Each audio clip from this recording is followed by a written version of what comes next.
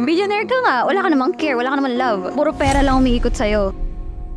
Wala akong bakit kung magkano yung kinikita mo. Kasi kaya ko rin naman kumita. Kaya ko rin mag-work. Kaya ko rin gawin kung ano yung ginagawa mo. Alam mo, so piliin mo, lalaking mapagmahal, mabait, sobrang solid lahat.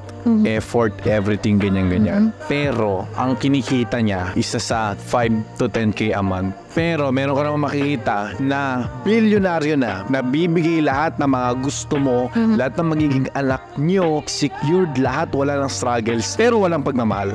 Ano ang mas pipiliin mo? Doon ako sa may 5 or 10 from scratch. Tugtulungan tayo, sabay tayo aangat. Ano lang yan? Laging team. Sabay tayo aangat. Tapos supportahan kita kahit saang bagay pa yan. Hindi ako aasa sa pera mo, doon sa billionaire. Billionaire ka nga, wala ka namang care, wala ka namang love. Puro pera lang umiikot sa'yo. Doon ako sa may kinikita, may love. Tutulungan kita. Wala akong bakit kung magkano yung kinikita mo. Kasi kaya ko rin naman kumita. Kaya ko rin mag-work. Kaya ko rin gawin kung ano yung ginagawa mo. So, okay lang mag-start ka from scratch, yung financial freedom mo, kaysa dun sa, ano na. Yes.